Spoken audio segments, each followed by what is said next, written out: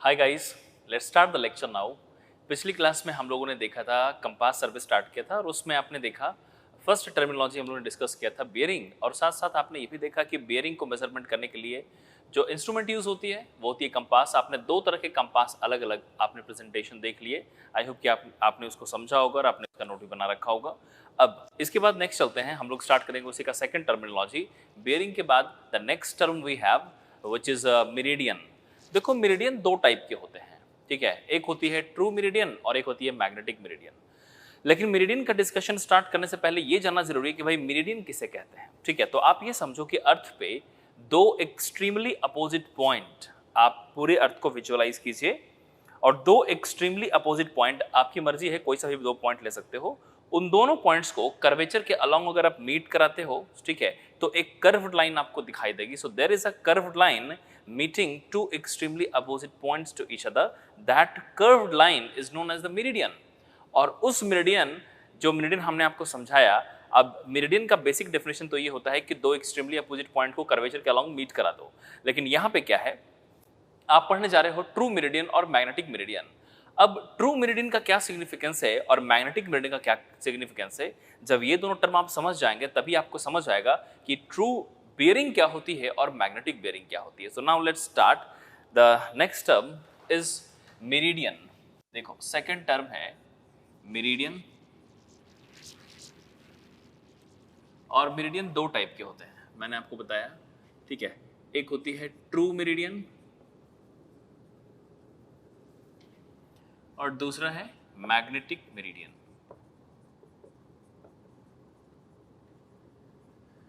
ठीक है, true meridian और मैग्नेटिक मेरिडियन। अब ट्रू और मैग्नेटिक कहने का क्या सिग्निफिकेंस है, थोड़ा ध्यान से समझने की जरूरत है, क्योंकि आपको बियरिंग में कन्वर्जन का भी आएगा कि ट्रू से मैग्नेटिक, मैग्नेटिक से ट्रू का कन्वर्जन कैसे किया जाएगा। तो ये सब समझने के लिए कन्वर्जन वाली चीजें या फिर आगे लोकल अट्रैक्शन, उन सबको समझने के लिए पहले ये समझ लेना जरूरी है कि मेरिडियन क्या है, जो कि हमने आपको समझाया कि एक्सट्रीमली अपोजिट जो कर्व लाइन होती है वो हमारी मेरिडियन कहलाती है। और चूंकि वो कर्व लाइन होती है थ्रू आउट द अर्थ, ठीक है, तो उस कर्व लाइन को मेरिडियन कह रहे हो, लेकिन उसी को जब उस स्मॉल एरिया में देखोगे ना तो आपको स्ट्रेट लाइन नजर आएगी। आप तो जानते हो ना कि जब सर्वे प्लेन होती है तो एरिया स्मॉल, और एरिया स्मॉल होती है तो उस केस में आपको कर्वेचर का इफेक्ट नहीं आएगा, वो सिर्फ स्ट्रेट दिखाई देगी। लेकिन जब एरिया लार्ज होती है तो लार्ज एरिया में effect of curvatures are taken. अब यहीं पे देखो कि अगर मैं आपसे ये बोलूं कि मेरिडियन है, कर्व लाइन है, लेकिन स्मॉल एरिया के केस में वो कर्व लाइन आपको स्ट्रेट लाइन नजर आएगी, ठीक है, और उसी को यूज करते हैं। लेकिन अब जो बेसिक हमारा कंसर्न है वो है ट्रू और मैग्नेटिक मेरिडियन से।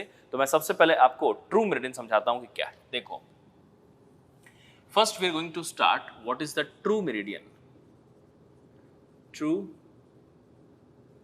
मेरिडियन, ट्रू मेरिडियन को समझने के लिए आप ऐसे समझो कि जैसे मान लो दिस वन इज अर्थ, ठीक है, अर्थ है और ये है एक्सिस ऑफ रोटेशन, ये है एक्सिस ऑफ रोटेशन, ठीक है। तो आप तो जानते हो कि अर्थ है और ये एक्सिस ऑफ रोटेशन है, तो उसके बेसिस पे दो एक्सट्रीमली अपोजिट पॉइंट, जिसका नाम आपको मालूम है कि एक होती है नॉर्थ पोल और दूसरी होती है साउथ पोल, ठीक है। सो अर्थ के दो extremely opposite points which are north pole and south pole. अब if you connect this two extremely opposite point by a curved line, so I can make a line which is something like this, the line joining north and south of the earth along the curvature। जो earth की curvature है ना, कुछ ऐसा। और आपको तो ये भी मालूम है कि अर्थ की कर्वेचर एक्चुअली परफेक्ट स्फेयर होती नहीं है, लेकिन मैंने आपको पहली क्लास में बताया था कि आप उसे अज्यूम करते हो एक परफेक्ट स्फेयर और उसके हिसाब से आप सारी कैलकुलेशंस कर लेते हो।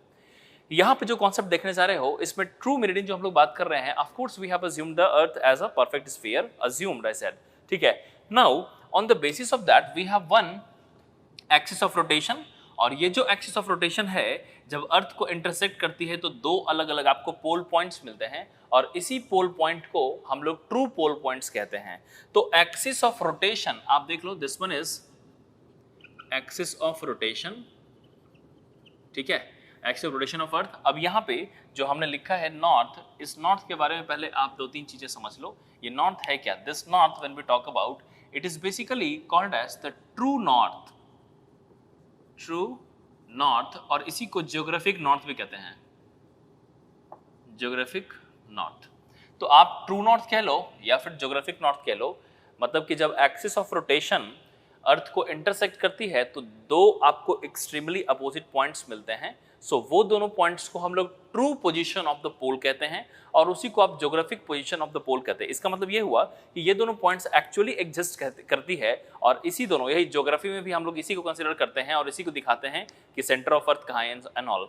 तो सॉरी, अब पोल ऑफ अर्थ कहाँ है। तो ये जो हमने बताया आपको कि ये पोल ऑफ अर्थ यहाँ पे नॉर्थ पोल बताया, जिसको ट्रू पोल बोला एंड ट्रू नॉर्थ कह दिया और उसी को ज्योग्राफिक नॉर्थ कह दिया। उसी तरीके से जो इसका नाम हो जाएगा, this I can right it is simply true south और इसी को ज्योग्राफिक साउथ पोल। ठीक है, ये हो जाएगी ज्योग्राफिक नॉर्थ पोल। तो आप अब यहाँ पे ना दो तीन चीजें आपको क्लियर होनी चाहिए कि मैं बार बार रिपीट कर रहा हूं ताकि आपको ये वाली चीजें ना बिल्कुल अच्छे तरीके से ग्रिप हो जाए। आप इस बात को समझ लो कि whenever we talk about the axis of rotation, the axis of rotation intersect the earth at two different points. Those 2 points are called as the true position of the pole points, which are the true north position and true south position. And now we are going to extend for the discussion of meridian. When you assume a line which is connecting the true north pole and true south pole along the curvature, which curvature we are talking about? Of course, earth curvature. So आप ये समझो कि अर्थ है जो spherical है, ठीक है, assumed spherical है, और उसके बाद जो लाइन है true north and true south से वो कर्वेचर के अलोंग जो मीट कर रही है, इसी लाइन को हम लोग ट्रू मेरिडियन लाइन कहते हैं। तो जो मैंने रेड कलर से दिखाया ना, यही हमारी ट्रू मेरिडियन लाइन है। This you can C true meridian line. अब इस ट्रू मेरिडियन अगर आपको समझ में आ गया है तो मैं आपको, अभी तक मैंने पूरा अर्थ को एक बार में दिखाया और उसके बाद मैंने दिखाया कि भाई ये ट्रू मेरिडियन क्या है, लेकिन अब इसमें थोड़ा सा और ऐड करता हूं कुछ चीजें कि अगर मैं इसी को स्मॉल एरिया के लिए देखूं, whenever the area is small I can right कि एक यहाँ पे आप देखो, एक हमने यहाँ पे कंसीडर किया, कोई भी पॉइंट अर्थ पे ले लो, this point we have taken into consideration, एक पॉइंट हमने कंसीडरेशन में लिया और उसके हिसाब से can I say the north direction for a small area you will see the arrow line which is this and south direction we have arrow line like this. So अब क्या है कि जब हम लोग मेरिडियन को शो करते हैं ना, तो ये मेरिडियन को शो करने का तरीका होता है नॉर्थ साउथ लाइन। तो आप जब स्मॉल एरिया में दिखाते हो ना कि मेरिडियन कैसी है, तो आप इसी को बस एरो से दिखाते हो, क्योंकि जो एक्चुअल लाइन है वो नॉर्थ से साउथ कनेक्टिंग लाइन है जो काफी ज्यादा लंबी है, ठीक है, पूरी अर्थ कवर हो जा रही है इसमें, और उस वाले लाइन में कर्वेचर है ना, ये कर्व लाइन होती है, और उस कर्वेचर लाइन में हमने एक स्मॉल एरिया कंसीडर किया, तो एक पॉइंट के कोरस्पॉन्डिंग मैं इसी लाइन को ऐसे दिखाऊंगा। सो नाउ इसी को समझने का तरीका समझो कुछ ऐसा। तो ये जो मैंने मेरिडियन लाइन दिखाया ना, जिसको ट्रू मेरिडियन कह रहे हो, उसी को मैंने यहाँ पे बना के कुछ ऐसा दिखा रहा हूं। So this you can C, this one is north direction and this one is south direction. पहले आप समझ लो इस बात को। मैं अगर बोलूं कि पूरा डिस्कशन हमने ऐसे किया कि अर्थ है और एक्सिस ऑफ रोटेशन है, intersect the earth surface at 2 points called as the north pole and south pole point. We have a line joining the true north and true south along the earth curvature. तो ये along the earth curvature जो line joining हुई है, इसको बोल रहे हैं हम लोग true meridian line. True term इसलिए आया क्योंकि ये true north and true south को कनेक्ट कर रही है। अब उसके बाद ये तो लॉन्गर एरिया में आपको कर्वेचर दिखाई दी क्योंकि ये अर्थ कर्वेचर के अलोंग है, लेकिन इसी को अगर मैं स्मॉल एरिया में काउंट करूं, तो जैसे मान लो कि ये वाला पॉइंट हमने कहीं पे कंसीडर किया, ठीक है, और इस पॉइंट के कोरस्पॉन्डिंग अब मैं बताऊंगा कि भाई नॉर्थ किधर है, तो एक एरो से दिखा रहा हूं कि इधर, क्योंकि अब मैं लेंथ पूरा नहीं दिखा रहा हूं, इसलिए मैं एरो के थ्रू स्मॉल में दिखा सकता हूं। तो मैं इसी पॉइंट को इनलार्ज करके आपको यहां पे समझा रहा हूं। This is the point which we have taken and with respect to this point we have this direction as north and we have this direction as south। तो यही हमारी मेरिडियन लाइन होती है और इसी के ट्रांसवर्स एक और एक्सिस को ड्रॉ किया जाता है जिसको हम लोग ईस्ट एंड वेस्ट कहते हैं। आप देख लो कुछ ऐसा। सो आपको समझ में आना चाहिए कि ये ट्रू नॉर्थ है, ट्रू साउथ है, ईस्ट है और वेस्ट है, और ये जो लाइन देख रहे हो ना, ये आपको स्मॉल एरिया में स्ट्रेट नजर आ रही है, लेकिन ओवर द लॉन्ग रन अगर पूरे अर्थ पे देखो तो ये लाइन जाके कर्वेचर हो जाती है क्योंकि ये अर्थ सरफेस के कर्वेचर के अलोंग होती है। सो नाउ अब मैं यहाँ पे लिख सकता हूँ कि दिस लाइन जो नॉर्थ साउथ वाली लाइन है, ये हमारी ट्रू मेरिडियन लाइन है।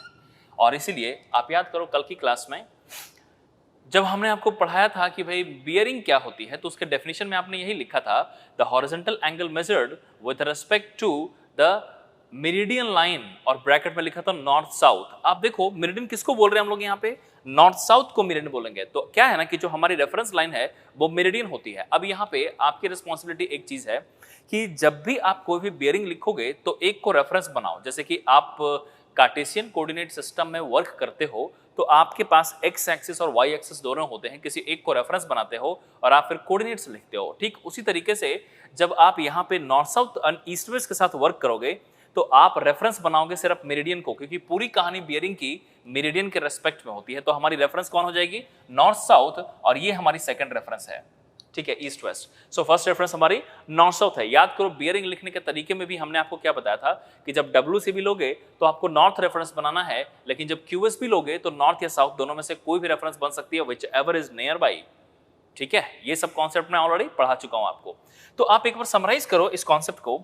ये अर्थ सरफेस है और axis of rotation intersecting the earth surface eight 2 points called as the north pole and south pole. The pole, since it is you are getting this by intersection of the axis of rotation and earth, then these 2 points are called as the geographic north south pole or true north south pole.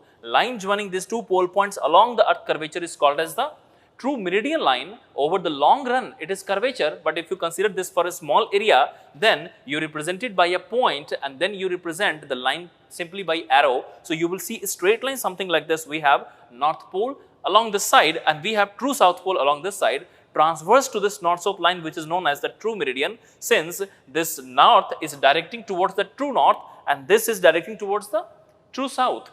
So transverse to this line we consider one more axis which is known as the east west axis. ठीक है, अब आपको true meridian क्या है ये वाली बात clear हो चुकी होगी।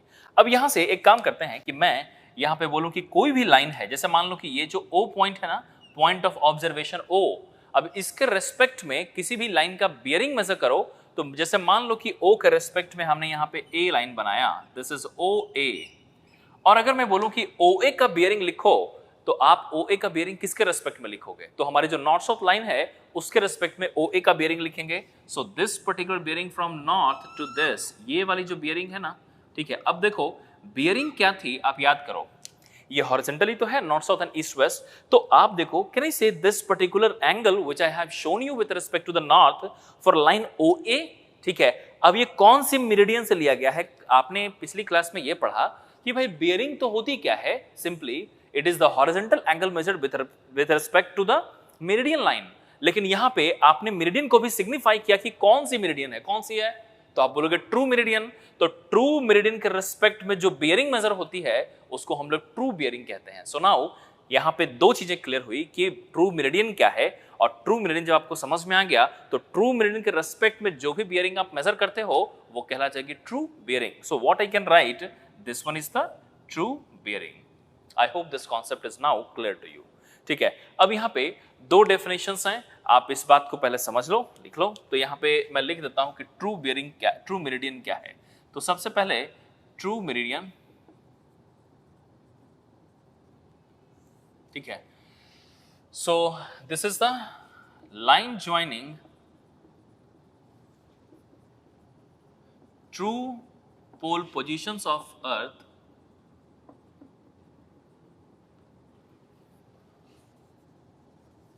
along earth curvature.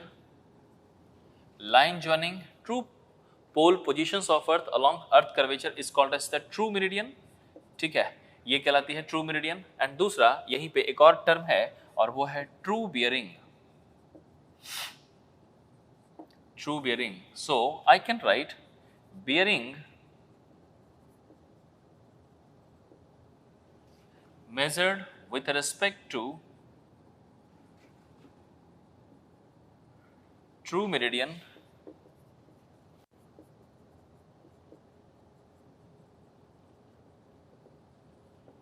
is called true bearing। ठीक है, सो ट्रू मेरिडियन क्या है? Line joining true pole positions of earth along earth curvature. ठीक है, ट्रू पोल पोजिशंस को कनेक्ट करने वाली लाइन कर्वेचर के अलोंग ट्रू मेरिडियन कहलाती है। और ट्रू बेयरिंग, अगर आप बेयरिंग मेजर करोगे ट्रू मेरिडियन के रेस्पेक्ट में तो उसको बोलेंगे हम लोग true bearing. So I hope कि आपको ये समझ में आया होगा। अब अगला डिस्कशन, अभी तक हम लोग मेरिडियन ही डिस्कस कर रहे हैं, लेकिन मेरिडियन में दो टाइप की मेरिडियन थे, एक थी ट्रू, दूसरी मैग्नेटिक। तो अब मैं मैग्नेटिक डिस्कस करूंगा, लेकिन पहले आप इसे लिख लीजिए। ठीक है, पहले यहाँ पे दिखा दे रहा हूँ, आप इसे कंप्लीट करो लिख के।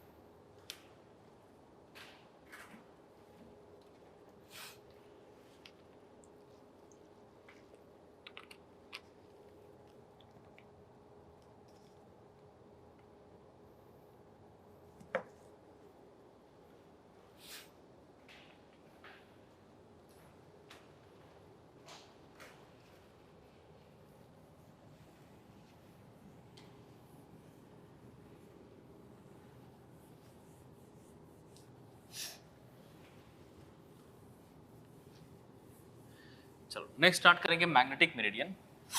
आप देखो मैग्नेटिक मेरिडियन क्या है। जैसे मेरिडियन आपने ट्रू में देखा ना, बिल्कुल उसी तरीके से मैग्नेटिक में भी है, बस थोड़ा सा डिफरेंस है इसका कि जैसे हमने बताया कि ट्रू मेरिडियन में कौन सी पोल कनेक्ट होती है, तो आप बोलोगे ट्रू पोल। ट्रू पोल डिसाइड कैसे होती है, तो आप बोलोगे एक्सिस ऑफ रोटेशन। अब उसी हिसाब से अगर मैं मैग्नेटिक मेरिडियन और मैग्नेटिक बियरिंग की बात करूं तो आप समझिएगा, सेकंड है इसका मैग्नेटिक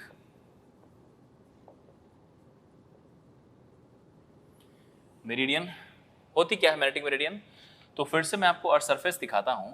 ये है अर्थ सरफेस और इस बार मैं आपको एक्सिस ऑफ रोटेशन नहीं दिखा रहा हूं, तो पॉइंट अब यहां से ना बहुत ही केयरफुली समझिएगा। ये वाला एरिया जो मैं डिस्कस करने जा रहा हूं, इसमें बच्चे कई बार कंफ्यूज हो जाते हैं, तो वो कंफ्यूजन नहीं आनी चाहिए, इसलिए बहुत ध्यान से इस डिस्कशन को समझना है। देखो अभी तक जो मैंने पोल दिखाया था वो किसके बेसिस पे था, तो आप बोलोगे एक्सिस ऑफ रोटेशन की बेसिस पे, जिसका नाम क्या था, true north and true south. अब जो पोल बताने जा रहा हूं ये अलग है उससे जो मैंने पहले बताया था आपको, मतलब मैंने पहले ट्रू बताया था, ये उससे अलग है और ये डिसाइड होता है मैग्नेटिक बिहेवियर ऑफ अर्थ से। आप जानते हो कि there is a magnetic flux which exist surrounding to the Earth. Earth के चारों तरफ एक मैग्नेटिक फील्ड एग्जिस्ट करती है, एक मैग्नेटिक फ्लक्स एग्जिस्ट करती है, और उस मैग्नेटिक फ्लक्स के बेसिस पे अर्थ पे दो अलग अलग मैग्नेटिक नेचर के दो पोल होते हैं, जिसको मैग्नेटिक पोल कहा जाता है। तो अगर मान लो कि ये अर्थ है, तो अर्थ पे अगर मैं यहाँ पे विजुअलाइज कराऊं तो आप इसको ऐसा समझ सकते हो कि इसको पोल कुछ ऐसा, दो एक्सट्रीमली अपोजिट पॉइंट्स फिर से बन गए, फिर से आपको दो एक्सट्रीमली अपोजिट पॉइंट्स मिल रहे हैं, और इस बार जो मैग्नेटिक फ्लक्स डायरेक्शन हो रहा है वो कुछ ऐसा है। ये फ्लक्स जो मैं आपको ऐसे इस तरीके से लाइंस, रेड कलर की लाइन से दिखा रहा हूं, इसका एक बिहेवियर क्या है ना कि ये पोल पे इस तरीके से आकर के ड्रॉप होती है, मतलब कि you have the earth surface and the line of meridian is going to drop exactly as a perpendicular. ठीक है, तो ये यहां से परपेंडिकुलर, ये यहां से परपेंडिकुलर, और ये इस तरीके से कुछ ऐसा करके मीट करती है। So these lines which I have shown you are the magnetic flux lines. ठीक है, आप इसी तरीके से देखो, you have a magnetic flux line something like this. ठीक है, and you have a magnetic flux line something like this. So इस तरीके से आप देखो अर्थ सरफेस पे पूरी एक मैग्नेटिक फ्लक्स एग्जिस्ट करती है। ठीक है, इसको आप ऐसा समझो कि अर्थ में एक मैग्नेटिक बिहेवियर आती है इसकी वजह से, यही इसका मैग्नेटिक बिहेवियर जिसको हम लोग मैग्नेटिक फ्लक्स कह रहे हैं। और इस मैग्नेटिक फ्लक्स के बेसिस पे आपको फिर से दो पोल नजर आ रहे हैं, और इन दोनों पोल को हम लोग बोलेंगे मैग्नेटिक नॉर्थ पोल और मैग्नेटिक साउथ पोल। लेकिन इस मैग्नेटिक नॉर्थ पोल और मैग्नेटिक साउथ पोल के बेसिस पे अगर मैं बोलूं, ठीक है, ये मैग्नेटिक नॉर्थ और मैग्नेटिक साउथ को पोल के बेसिस पे ना, अब जो मैं दो अलग अलग पोल दिखा रहा हूं, ठीक है, इसको एक्सिस ऑफ रोटेशन से कोई लेना देना नहीं है। तो आप एक बार ना कंपैरिजन करो कि पिछली बार वाले में हमने क्या दिखाया था, तो आपको याद होगा कि एक्सिस ऑफ रोटेशन इंटरसेक्ट करती है और आपको magnetic north, sorry true north and true south मिलती है।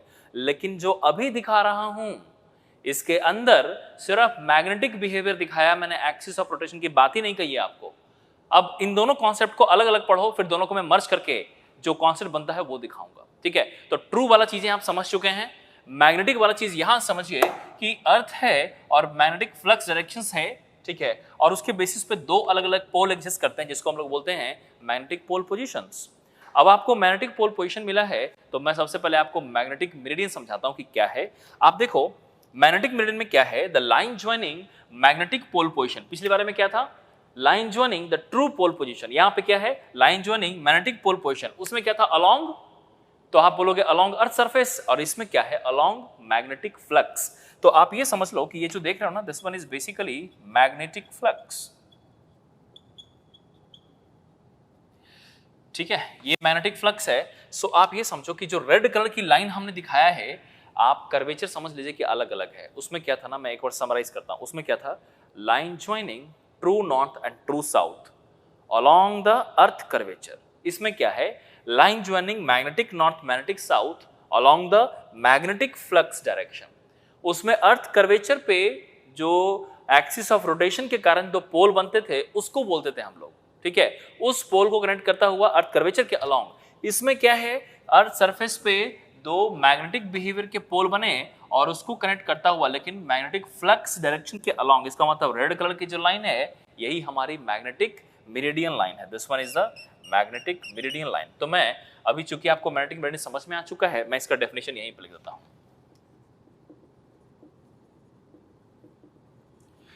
Line joining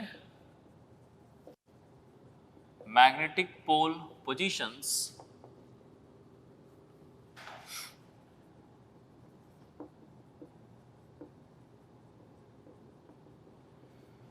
line joining magnetic pole positions along magnetic flux direction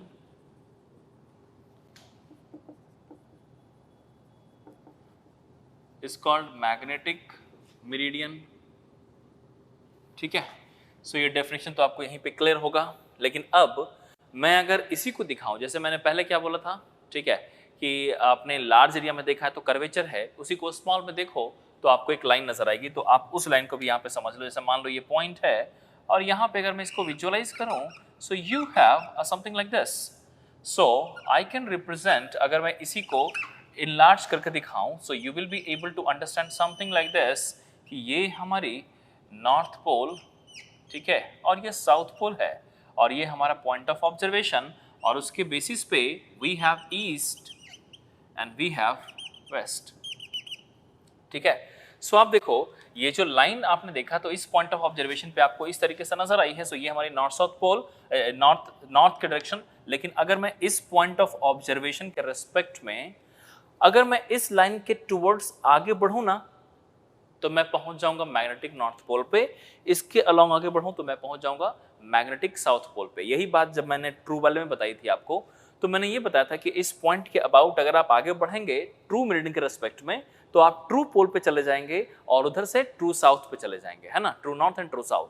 अगर इस वाले लाइन को फॉलो करोगे तो आप मैग्नेटिक नॉर्थ, मैग्नेटिक साउथ। तो अब यहाँ पे आप समझो, दिस वन इज बेसिकली, ये जो देख रहे हो, this one is basically the magnetic meridian. ये लाइन हमारी मैग्नेटिक मेरिडियन है, और इसके रिस्पेक्ट में अगर मैं बियरिंग मेजर करूं, सो आप देखो, मान लो कि ये लाइन ओ ए है, ठीक है। सो ये जो बियरिंग, अब जो आपने बियरिंग मेजर किया, आप बता दो ये बियरिंग जो है वो कौन सी मेरिडियन के रेस्पेक्ट में दिखाई दे रही है, तो आप बोलोगे मैग्नेटिक, और इसीलिए इस बियरिंग को क्या बोलेंगे हम लोग, magnetic bearing.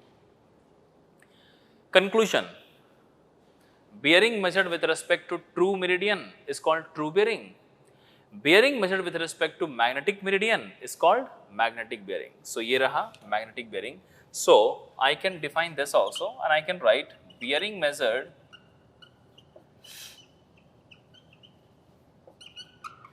with respect to magnetic meridian is called magnetic bearing.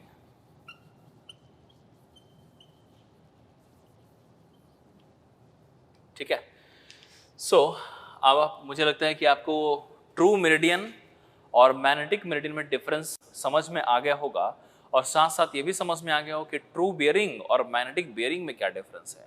जब ट्रू बियरिंग की बात करेंगे तो इसका मतलब हुआ कि बियरिंग वो ट्रू मेरिडियन से ली गई है, और अगर मैग्नेटिक बियरिंग की बात करेंगे इसका मतलब कि ये वाली बियरिंग मैग्नेटिक मेरिडियन के रेस्पेक्ट में ली गई है। तो अब इन दोनों को लिख लो, फिर इसके बाद हमारा नेक्स्ट टर्म स्टार्ट होगा। दो टर्म अभी खत्म हो चुके हैं, ठीक है। पहला टर्म था बियरिंग जो खत्म, दूसरा टर्म था मेरिडियन जिसका ट्रू और मैग्नेटिक दोनों आपने सीख लिया। So just write it down, then will start the next one.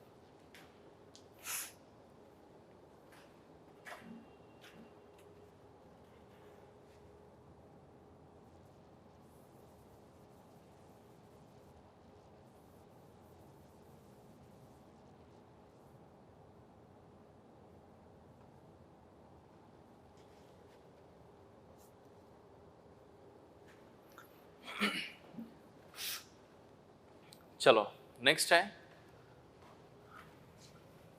अब हम लोग देखने जा रहे हैं नेक्स्ट। लेकिन नेक्स्ट जाने से पहले, अभी जो नेक्स्ट हम लोग देखेंगे ना वो है डिक्लिनेशन। लेकिन डिक्लिनेशन जाने से पहले एक कंक्लूजन समझो। क्या होती है ना कि जब हम लोग ट्रू की बात करते हैं तो ट्रू में आप एक बार विजुअलाइज करना, नोट पलट के भी मत देखना, सिर्फ विजुअलाइज करना, चूंकि सब कुछ सीख चुके हो आप अभी। तो आप मुझे बताओ यहीं पे कि भाई जब हम लोग ट्रू मेरिडियन की बात करते हैं तो आपने किस बेसिस पे ट्रू डिसाइड किया था, तो आप बोलोगे एक्सिस ऑफ रोटेशन। सिमिलरली अगर मैं बोलूं कि मैग्नेटिक पोल, मैग्नेटिक बियरिंग के लिए आपको मैग्नेटिक मेरिडियन चाहिए और मैग्नेटिक मेरिडियन के लिए आपको मैग्नेटिक पोल चाहिए, किस बेसिस पे डिसाइड किया, तो आप बोलोगे मैग्नेटिक फ्लक्स के बेसिस पे, मैग्नेटिक फील्ड के बेसिस पे। तो जरा सोचो, अगर मैं आपको बोलूं कि एक्सिस ऑफ रोटेशन, तो आप जानते हो कि अर्थ की एक्सिस ऑफ रोटेशन जो कांस्टेंट है, उसके बेसिस पे you have a true north and true south, and that true position of the north pole and south pole are permanently a fixed point which can not be changed.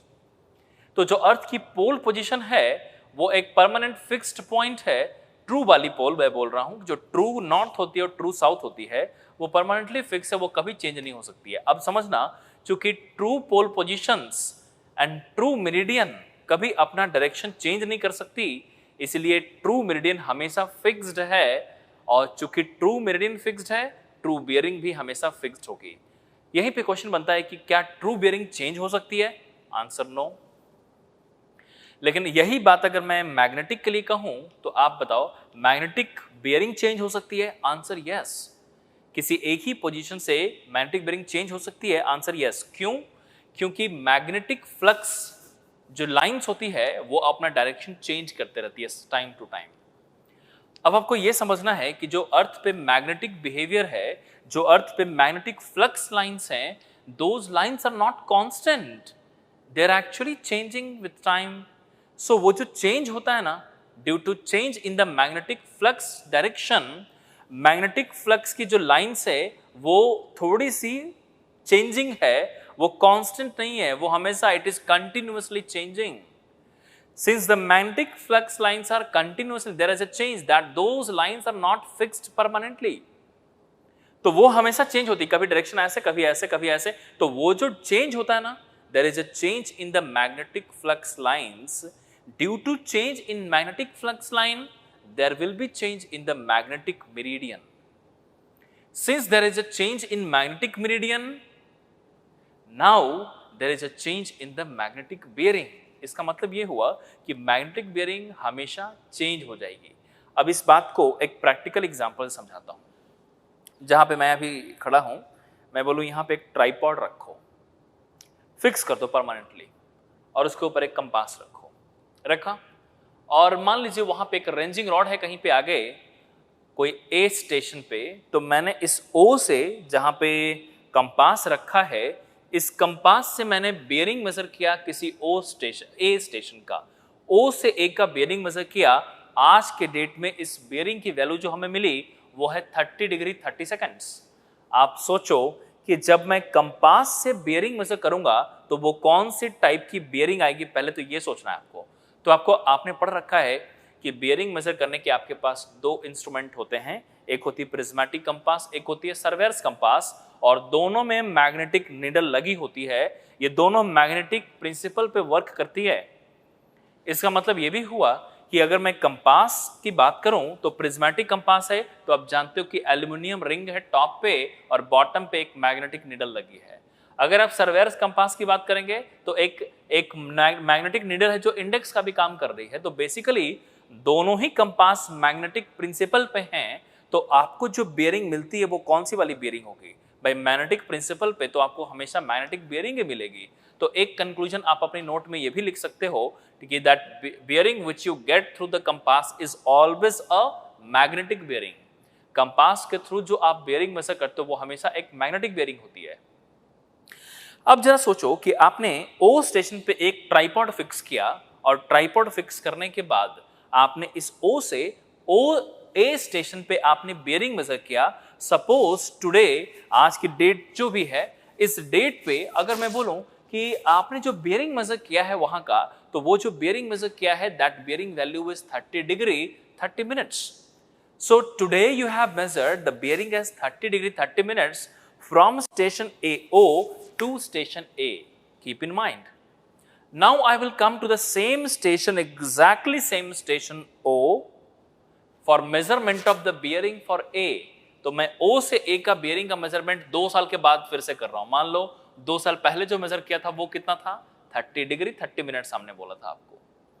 मैं अगर आज measurement करूंगा ना magnetic bearing इसी O station से उसी A का, तो OA लाइन का जब बेयरिंग मेजर करूंगा, then I will not get exactly same. There will be small change in the bearing value. Now, this example which I have given to you will clear your idea that magnetic bearing we have measured from O to A 2 times, 2 years back and in present. Whatever was the bearing 2 years back, if you measure what is the bearing of today from this O station to A, that is line OA, for that you will not get the same bearing.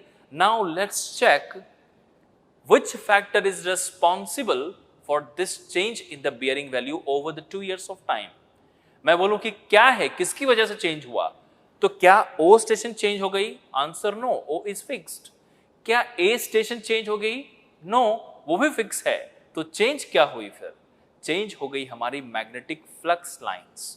Magnetic flux line जो पहले ऐसे थी, थोड़ी सी change हो गई, उसकी वजह से बियरिंग जो पहले आ रही थी आज की डेट में सेम नहीं होगी। सो अब आपको यही समझना है कि magnetic flux line since it is continuously changing, magnetic bearing will also change, due to which, अब ये तो बात आपको समझ में आ गई होगी कि ट्रू मेरिडियन कांस्टेंट है तो ट्रू बियरिंग भी कांस्टेंट रहेगी।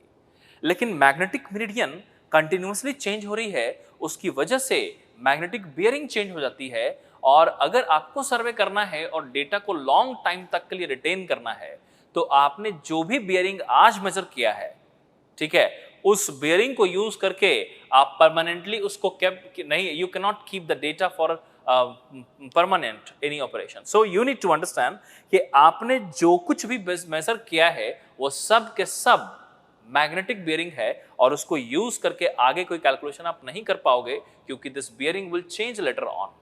And that is why survey says in this situation that take the measurement as a magnetic bearing, but later on change it to the true bearing.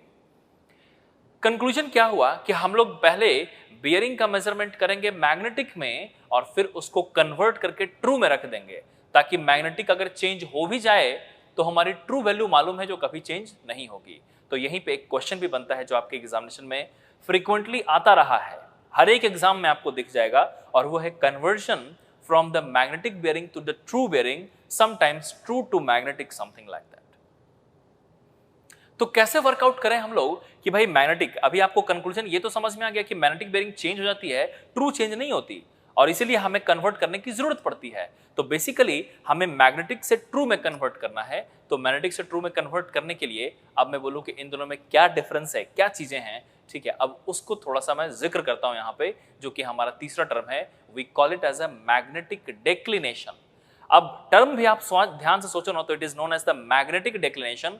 तो declination का मतलब होता है change, decline कर जाना अपनी ओरिजिनल डायरेक्शन से, that is declination, और पूरा नाम है magnetic declination. Why we are using magnetic declination term? Because true cannot be changed, so true is taken as a reference and the magnetic directions are changing. So whatever is the change which is made by the magnetic with respect to the true is known as the magnetic meridian, sorry magnetic declination. अब इस declination को थोड़ा सा और detail में समझाता हूँ। अब देखो, तीसरा टर्म है, we call it as a magnetic declination. So magnetic declination को हम लोग रिपोर्ट करते हैं डेल्टा से, ठीक है। सो आप ये समझो, हॉरिजॉन्टल एंगल, अभी ना आपने दो तरह के मेरिडियन पढ़े, एक थी ट्रू मेरिडियन और एक थी मैग्नेटिक मेरिडियन। आप ना दोनों डायग्राम को, जो मेरिडियन वाली लाइन थी, आपको याद है ना, नॉर्थ साउथ लाइन किसकी? ट्रू की। नॉर्थ साउथ लाइन किसकी? मैग्नेटिक की। दोनों को एक ही पॉइंट ऑफ ऑब्जर्वेशन O पे दिखाओ, मतलब कि O इज कॉमन। जैसे कि मैं बोलूं कि जहां पे मैं खड़ा हूं ना, इस पॉइंट को O मान लो, और इसके रेस्पेक्ट में ट्रू मेरिडियन का डायरेक्शन देखो क्या है और मैग्नेटिक का डायरेक्शन देखो क्या है। तो ये दोनों सेम लाइन ऑफ एक्शन पे नहीं होंगे, क्योंकि दोनों पोल अलग अलग है, दोनों पोल अलग अलग है, मतलब true north and true south pole अलग है, true north and true magnetic, ठीक है। आप समझो कि magnetic north and true north both are different, these are not at the same location.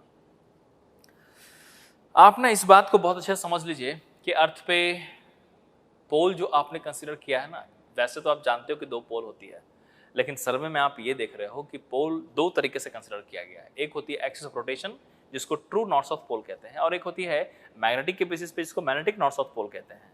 अब यहीं पे इन दोनों को समझो कि मैं बोलूं कि अगर अर्थ पे मैं हूं जहां पे मैं खड़ा हूं, अगर मैं बोलूं यहां पे एक पॉइंट ऑफ ऑब्जर्वेशन ले लो, this is the point O।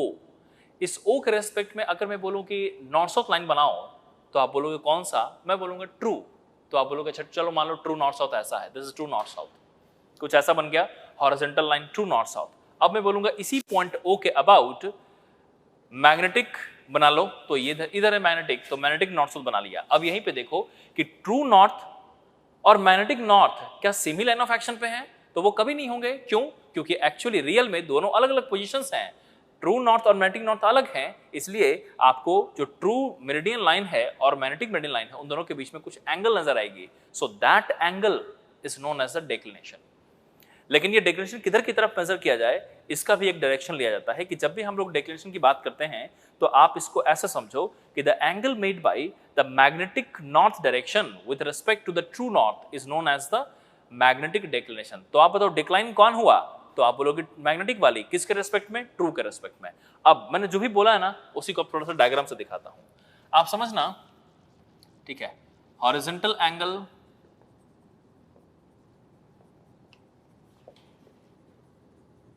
made by magnetic north with respect to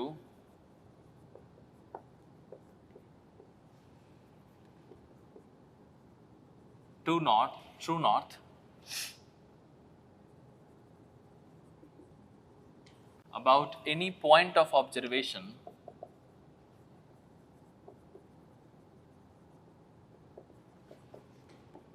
is called magnetic declination. ठीक है, अब देख लो, horizontal angle made by the magnetic north with respect to the true north. तो angle किसने बनाया? Magnetic north. किसके respect में? ट्रू नॉर्थ के रेस्पेक्ट में, about any point of observation. तो मैं अब आपको पॉइंट ऑफ ऑब्जर्वेशन दिखाता हूं पहले। अब यहीं पे देखो, ये है पॉइंट ऑफ ऑब्जर्वेशन। एक कोड यूज करते हैं, ब्लू कलर से मैं मैग्नेटिक दिखाऊंगा और ब्लैक कलर से ट्रू। तो मान लो कि ये है true north and true south, यहां पे जो मैंने दिखाया है, this one is the true north and true south. ठीक है, तो true north and true south में हमने आपको ये दिखाया, और ये है ट्रू मेरिडियन, और ये जो यहाँ पे देख रहे हो ये है पॉइंट ऑफ ऑब्जर्वेशन O। तो मैंने O से आपको true north and true south जो बताया, मैं इसी O से magnetic north and magnetic south बताऊं, तो हो सकता है कि वो इधर की तरफ हो। ठीक है, कुछ ऐसा। और ये जो देख रहे हो, जो अभी ब्लू कलर से दिखा रहा हूं, ये भी नॉर्थ है और ये साउथ है, लेकिन इसी पॉइंट ऑफ ऑब्जर्वेशन से ये किधर की, ये कौन सी हो जाएगी? ब्लू कलर से, ये है मैग्नेटिक मेरिडियन। अब ना आपको ये समझ में आना चाहिए, are you able to see that we have a common point of observation for both the meridians which we have taken for analysis? Now with respect to this particular O point, we have one meridian called as the true meridian, we have a true north, we have a true south. Now with respect to the same point of observation, we have a magnetic north, we have a magnetic south here. So मैंने क्या बोला था कि इस point of observation के about अगर मैं इधर की तरफ आगे बढ़ूं ना, मैं ट्रू नॉर्थ से मीट करूंगा, इधर ट्रू साउथ से, लेकिन अगर इधर जाऊं तो मैग्नेटिक नॉर्थ से और मैग्नेटिक साउथ से मीट करूंगा, यही इसका मतलब है। तो मैंने किसी एक पॉइंट पे दोनों मेरिडियन दिखाया, और अब देखो एंगल किसके किसके बीच में देखना है, तो आप यहां देखो, horizontal angle made by the magnetic north with respect to the true north. अब क्या है कि डेक्लिनेशन जब भी मेजर करोगे, आप सिर्फ नॉर्थ से नॉर्थ को कंपेयर करोगे, और आप यहां पे कंपेयर करके एक बात तो समझ पा रहे होंगे कि ये किधर की तरफ शिफ्ट हो गई। तो आप खुद देखो किधर की तरफ शिफ्ट हुई है, तो आपको समझ में आएगा कि जो ट्रू वाला नॉर्थ है ना, उसके रेस्पेक्ट में देखो किधर की तरफ गई, तो आप बोलोगे ईस्ट की तरफ गई। तो ये जो एंगल है ना, यही angle is called as the declination, यही डेक्लिनेशन कहलाती है। और अब समझो कि अगर ये ट्रू नॉर्थ के रेस्पेक्ट में ईस्ट की तरफ चली जाए, तो ये कहलाएगी ईस्टर्न डेक्लिनेशन। अगर वेस्ट की तरफ चली आए तो इसको बोलेंगे वेस्टर्न डेक्लिनेशन। ठीक है, सो अब यहां पे इसका कंक्लूजन समझो यहीं पे। सो आई विल राइट, यहीं पे एक कंक्लूजन लिखता हूं, if magnetic north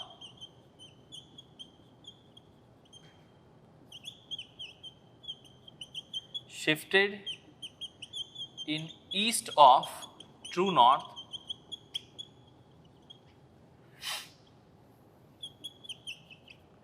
then it is eastern declination, ठीक है, and if magnetic north shifted in west of true north, then it is western declination, ठीक है। तो मैंने आपको 2 पॉइंट्स बताए कि अभी आपने ये सीखा कि अगर मान लो कि ये ट्रू की तरफ, ये ट्रू के रेस्पेक्ट में अगर ईस्ट में चली गई ना तो वो हो जाएगी ईस्टर्न, और वेस्ट में चली गई तो वो हो जाएगी वेस्टर्न। जैसे कि ये है ओ, और ये ट्रू नॉर्थ के रेस्पेक्ट में जैसे मान लो ईस्ट में चली गई तो ये हो जाएगी ईस्टर्न डिक्लिनेशन, अगर यही इधर आ जाएगी तो ये हो जाएगी वेस्टर्न डिक्लिनेशन। अब जो मैं कहना चाहता हूँ ईस्टर्न और वेस्टर्न वाली बात, वो आप यहाँ पे ना उसको भी एग्जाम्पल से देख लो। सो मैं आपको ईस्टर्न और वेस्टर्न का यहीं पे डिफरेंस भी दिखा दे रहा हूं। So take the example case 1।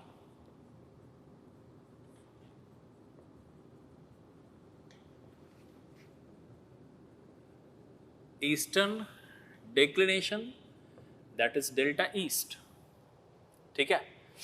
अब यहां पे देखो जो डेल्टा ईस्ट हमने बताया, अब उसको मैं दिखाऊं तो ये है मान लो true meridian line. So this is north, south, and this one is true meridian, और वहीं पे मैं उसी का ईस्ट वेस्ट भी दिखा दे रहा हूँ। So आप देखो this one is east and here it is west and this point is the point of observation। अब ईस्टर्न की बात करें तो आप यहाँ पे कुछ ऐसे देख सकते हो this। So ये है north and I can write it as magnetic meridian, ठीक है। ये है साउथ कुछ ऐसा, और आप यहीं पे ऐसा समझ सकते हो। मैंने दोनों का east west and north south सब समझा दिया, तो आप पहले देख लो और बताओ जो ब्लैक कलर वाली लाइन है ये ट्रू मेरिडियन है और उसके हिसाब से ईस्ट वेस्ट है, और ब्लू कलर वाली लाइन हमारी मैग्नेटिक मेरिडियन है उसके हिसाब से ईस्ट वेस्ट है। आप बताओ किधर की साइड में गई, तो आप बोलोगे ईस्टर्न साइड में गई। This is delta east, this you can सी, ठीक है। अब अगर आपको ईस्टर्न समझ में आया है तो मैं वैसे ही आपको केस 2 में वेस्टर्न दिखा देता हूं, ठीक है। इसी का western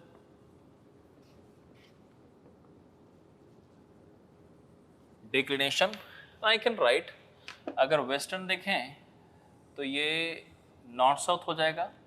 this is north south और ये है true meridian.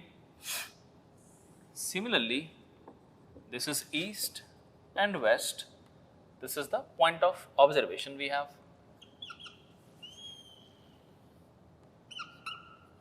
south and this is north। अब आप खुद देखो कि अब जो ट्रू नॉर्थ आई है किधर की तरफ शिफ्ट हो गई, तो आप बोलोगे ट्रू के रेस्पेक्ट में ये वेस्टर्न साइड में आ गई, तो I will call it as a western declination. तो मैंने जो डायग्राम दिखाया ना, पहले तो आपको ये समझ लेना है कि हम लोग ईस्टर्न और वेस्टर्न को समझने के लिए सिर्फ नॉर्थ का कंपैरिजन करते हैं, मतलब कि ट्रू नॉर्थ से मैग्नेटिक नॉर्थ का देखा, मैंने साउथ की तरफ देखा ही नहीं है। हालांकि एंगल सेम होगी लेकिन डायरेक्शन बदल जाता है। जैसे कि आप देखो यहाँ पे इस वाले डायग्राम में देखो, ट्रू नॉर्थ के रेस्पेक्ट में मैग्नेटिक नॉर्थ ईस्ट साइड में चला गया और हम लोग इसको ईस्टर्न बोल रहे हैं। तो जो ईस्टर्न नाम दिया जाता है ना वो सिर्फ नॉर्थ के बेसिस पे दिया जाता है, क्योंकि अगर जब साउथ को देखोगे ना तो आपको उल्टा नजर आएगा। यहाँ देखो साउथ के रेस्पेक्ट में देखो तो ये है ट्रू साउथ और मैग्नेटिक साउथ उसके वेस्टर्न में आ गई है, ठीक है। तो कंफ्यूजन ना हो इसलिए नॉर्थ का रेफरेंस लिया जाता है हमेशा। तो आपने नॉर्थ से नॉर्थ को देखा, eastern and western. I hope कि आपको ये समझ में आया होगा। अब मैं आपको यहीं पे समझाता हूँ कि हम लोग कन्वर्जन कैसे करेंगे ट्रू बियरिंग और मैग्नेटिक बियरिंग, ठीक है, और मैग्नेटिक टू ट्रू कैसे करेंगे, तो वो मैं आपको यहाँ से दिखाता हूँ। So just look at this 2 cases here. Case 1, पहले इस केस पे आ जाओ, फर्स्ट केस पे। मान लो जब ईस्टर्न डिक्लिनेशन की बात करेंगे तो ट्रू मेरिडियन के रेस्पेक्ट में मैग्नेटिक मेरिडियन क्या ईस्टर्न की साइड में जाके डिक्लाइन हुई है, ठीक है। अब ये जो एंगल है ना इस ट्रू नॉर्थ और मैग्नेटिक नॉर्थ के बीच में, इसको बोलते हैं हम लोग ईस्टर्न डिक्लिनेशन। आप इसका डायरेक्शन भी देख लो, ईस्ट की साइड है, एरो जो दिखा रहा हूं वो डायरेक्शन है। अब मान लो यहाँ पे कोई भी लाइन है, अब मैं एक लाइन लेता हूं बियरिंग के लिए। सो ये है पॉइंट ओ ए, ध्यान से समझना है और खुद ही दिमाग लगाना है इसका, ठीक है। O A, so if I ask you कि ओ ए है और आप अगर ओ ए का बियरिंग में से पूरा स्टेप बाय स्टेप समझना कि आपके पास में एक लाइन है ओ ए और आप ओ ए का बियरिंग मेजर करना चाहते हैं। So can you tell me which instrument you will use for measurement of the bearing for line OA? You will answer compass. Can you tell me if you are using the compass, then which bearing you are getting? You will answer it is magnetic bearing. So now what you are getting through the compass is the magnetic bearing. So whatever is the value which you have measured, let's represent the value in this diagram.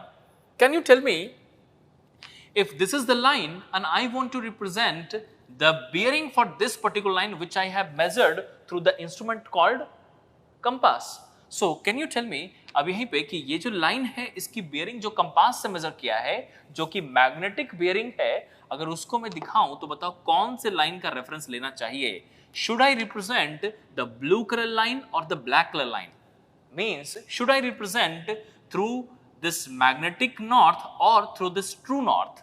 So चूंकि ये magnetic bearing है, हमें magnetic north का ही reference लेना चाहिए। सो मैं वो magnetic north का रेफरेंस यहां पे दिखा देता हूं और क्या यही हमारी मैग्नेटिक बियरिंग होगी?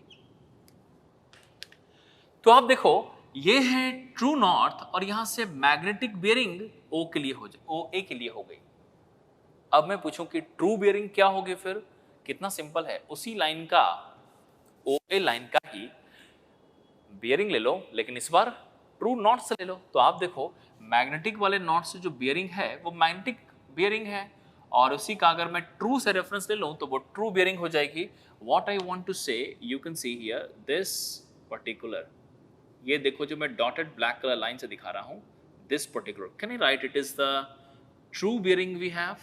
और आपकी जानकारी के लिए अगर मैं इस पर्टिकुलर डायग्राम से आगे बढ़ूं ना तो आप बताओ कि मैग्नेटिक बियरिंग हो जाएगी इस मैग्नेटिक मेरिडियन लाइन से, ठीक है, और आपको इन दोनों के बीच का एंगल मालूम है जिसको ईस्टर्न डिक्लिनेशन बोलते हैं। तो ट्रू बियरिंग की वैल्यू क्या लिखी जानी चाहिए? So I can simply write this true bearing is going to be, what should I right?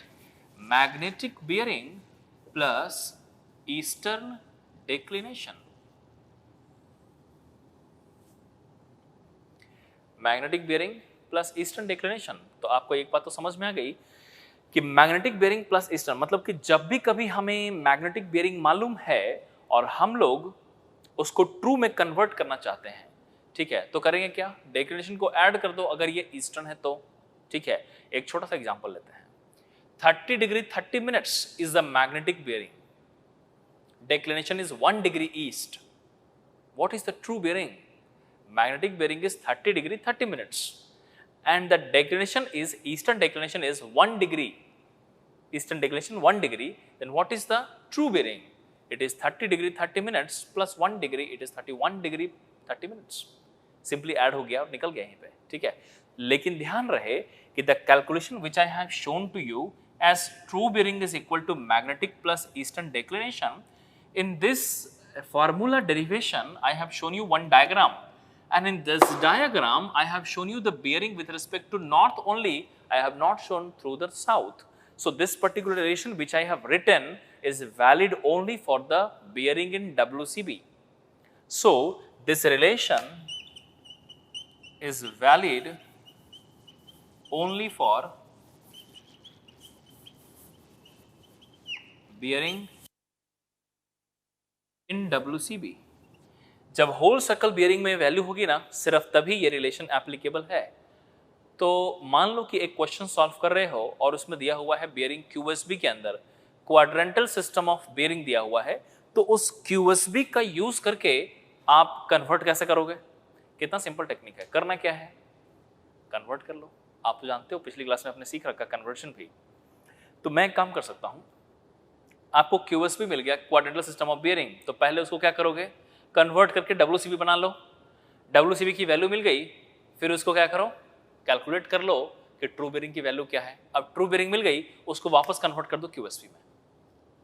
ठीक है, या फिर डायग्राम से डायरेक्टली वर्कआउट कर लो, आपकी मर्जी है, ठीक है। सो अब यहाँ से यही टेक्निक होता है, और मैंने आपको शायद पिछले क्लास में बताया भी है इस बात को कि बेटर यही होगा ना आपके लिए कि आप हमेशा WC में कन्वर्ट कर लेना, तुरंत सॉल्व हो जाएगा, मिस्टेक के चांसेस कम हो जाएगा। हालांकि मैंने बताया कि कोई भी क्वेश्चन QSB से डायरेक्टली भी सॉल्व हो सकता है, लेकिन सॉल्व करोगे तो मिस्टेक के चांसेस बनते हैं। बाकी आपकी मर्जी है कि आप कौन सा लेके चलते हो। चलो ये हो गया ईस्टर्न। अब चलते हैं इसी का वेस्टर्न पे, तो आपको सेकंड डायग्राम केस 2 दिखाता हूं। ये है, अब देखो ये है पॉइंट ऑफ ऑब्जर्वेशन O। मैं बोलूं O के रेस्पेक्ट में आपके पास ट्रू मेरिडियन है और आपके पास मैग्नेटिक मेरिडियन भी है, लेकिन इस पर मैग्नेटिक मेरिडियन ट्रू के रेस्पेक्ट में वेस्टर्न साइड में आई तो आपने बोल दिया वेस्टर्न डिक्लिनेशन। अब एक बार मैं लाइन दिखाता हूं, इस बार फिर से हमारी लाइन है और इस लाइन का नाम है OA। मैं पूछूं OA लाइन का बियरिंग हमने मेजर किया साइट पे, ठीक है। तो अगर आप साइट पे OA को मेजर कर रहे हो, if you are measuring the line OA at bearing for line OA at site, then which instrument you are using? You will answer as compass, and compass will give you which bearing? So you will answer compass will give you always the magnetic bearing. Let's represent that magnetic bearing into this diagram. Then I can write the bearing for this line OA you will represent with respect to this particular meridian which we have here. So I can write ये वाली जो bearing है ना, ये है magnetic bearing, ठीक है। तो आप बता दो कि मैग्नेटिक मेरिडियन के रेस्पेक्ट में जो बेयरिंग लाया है वो हमारी मैग्नेटिक बेयरिंग है, तो उस तरीके से ट्रू वाली बेयरिंग ट्रू के रेस्पेक्ट में आ जाएगी, which I have shown you here. So you can see, अब मैं बोलूं कि ये वाली ट्रू बेयरिंग कितना लिखा जाना चाहिए, तो आप बोलोगे इस ट्रू बेयरिंग की वैल्यू को, can you right this total magnetic bearing minus this declination. Total magnetic bearing minus declination करो तो ट्रू बेयरिंग आ जाएगी। अब इसी को मैं लिखूं, सो रिलेशन क्या बन जाएगी, it is true bearing is equal to magnetic bearing minus western declination, ठीक है। ये लो, ये दूसरा रिलेशन आ गया, और ध्यान रहे valid only for bearing in WCB। It is valid only for bearing in WCB। तो आपके सामने दो अलग अलग डायग्राम है ईस्टर्न और वेस्टर्न डिक्लिनेशन के, और आपको रिलेशन भी मिल गया। अगर मैं इसको समराइज करूं तो आप इस तरीके से समझ सकते हो कि once you have a declination known to you, जैसे मान लो कि आपको डिक्लिनेशन मिल चुका है, तो उस डिक्लिनेशन का यूज करके आप मैग्नेटिक से ट्रू से मैग्नेटिक आसानी से कन्वर्ट कर सकते हो। लेकिन जो रिलेशन मैंने दिखाया है, अगर आप रिलेशन से सॉल्व करते हो तो आपको WCB में बियरिंग को रखना पड़ेगा। यहीं पे देख लो, कंक्लूजन एक और भी है कि अगर ईस्टर्न हुई तो हमें डेक्लेरेशन ऐड कर देना है मैग्नेटिक में, अगर वेस्टर्न हुई तो मैग्नेटिक में इसको माइनस कर लेना, मैग्नेटिक से माइनस कर लेंगे तो हमें ट्रू मिल जाएगी, ठीक है। चलो अब आगे भी है कुछ डिस्कशंस और कुछ क्वेश्चंस भी करेंगे, लेकिन पहले आप इन दोनों को कंप्लीट कीजिए बोर्ड पर लिखा होगा। पहले लेफ्ट साइड लिख लो, फिर इसको भी लिख लेना।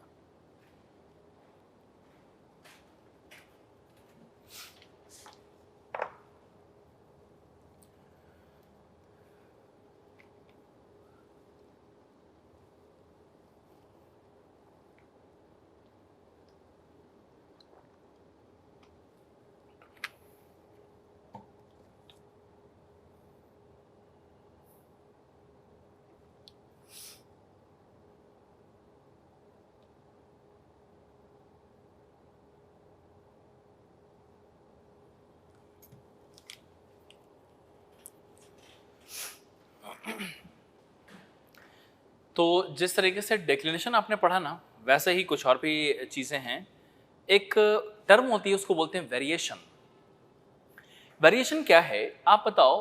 ये declination is not constant, it is changing continuously. जो डिक्लिनेशन होती है वो कांस्टेंट नहीं होती है, वो हमेशा चेंज होती रहती है। तो ये जो चेंज होता है, change in declination is known as the variation. और वेरिएशन को चार अलग अलग टाइप्स में डिफाइन किया गया है, जो कि ऑब्जेक्टिव पॉइंट ऑफ व्यू से ईएस में कई बार क्वेश्चंस आ जाते हैं, तो आप इन सबको याद रख सकते हो। सो अलग से आप इसको लिख लीजिए, अलग से एक टर्म लिखो, वेरिएशन। वेरिएशन तो डिक्टेट करा रहा हूं, आप साथ में लिखते चलिए उसको। लिखो,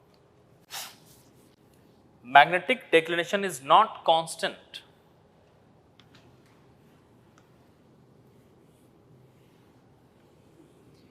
magnetic declination is not constant even at a particular place. Magnetic declination is not constant even at a particular place. Its values are continuously changing. Its values are continuously changing. Change in declination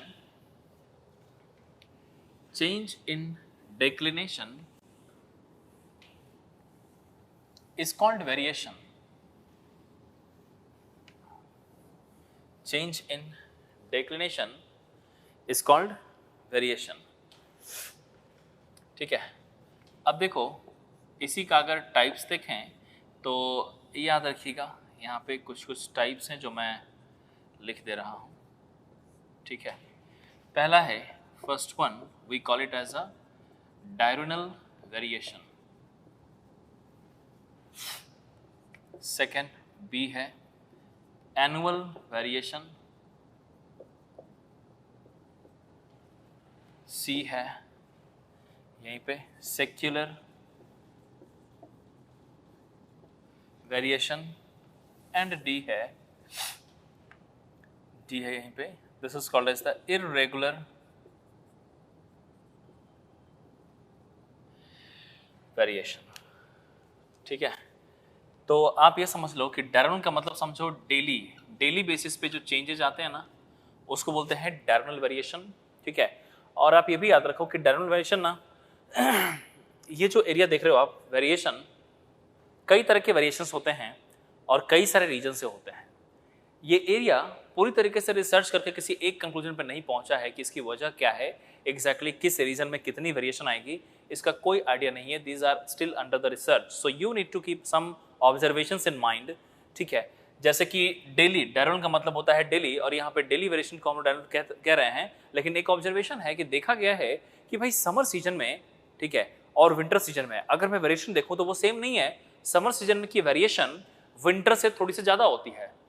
ठीक है, सो slightly more होती है summer में winter के respect में. So you can keep this point in mind that diurnal variation is more in summer as compared to winter. So basically summer में जो डायरोनल variation होती है वो विंटर से ज़्यादा होती है. ऐसे कई सारे ऑब्जर्वेशंस होते हैं, तो मैं आपको कुछ पॉइंट्स बता रहा हूँ ताकि आप इन सब चीज़ों को ध्यान में रखें. तो ये हो गया डायरोनल. दूसरा है एनुअल. एनुअल का मतलब समझो ईयरली जो चेंजेस आते हैं. सेक्युलर का मतलब समझो over the long duration of time. ठीक है, 150 ईयर्स पे, 100 ईयर्स पे, 200 ईयर्स पे एक सिग्निफिकेंट चेंजेस आता है. ठीक है, और ये साइकिल रिपीट करती है बार बार.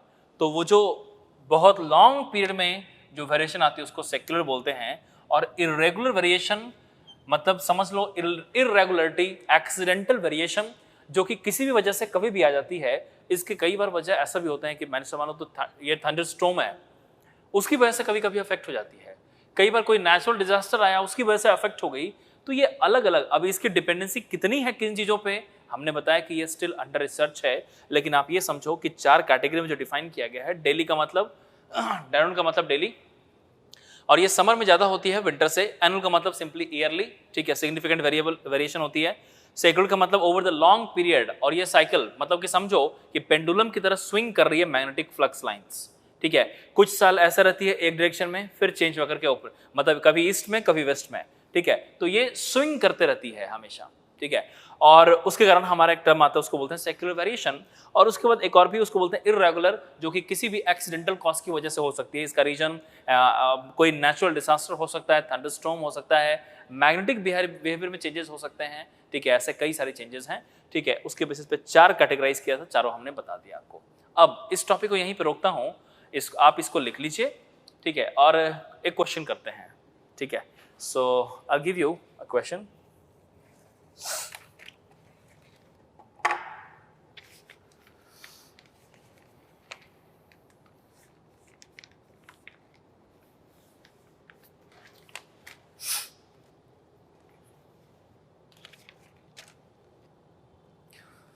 देखो इसमें ना अगर आप देखोगे कि इसके जो चेंजेस क्या बोलता है इसको, डिक्लिनेशन को यूज करके जो ट्रू बेयरिंग निकाली जा रही है, इसके कई सारे क्वेश्चन आप देखो। क्वेश्चन नंबर 10 भी है, 11 भी है, 12 भी है, 13 भी है, 14 भी है, 15 भी है, ठीक है, और यहीं पे 16 भी है।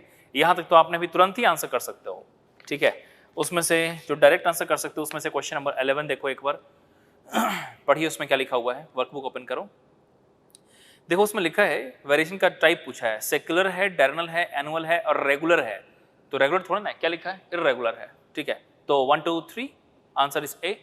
उसके बाद देखो क्वेश्चन नंबर 16 में लिखा है डायरनल वेरिएशन इज ग्रेटर, किसमें, समर देन विंटर, डी हो जाएगा आंसर उसका।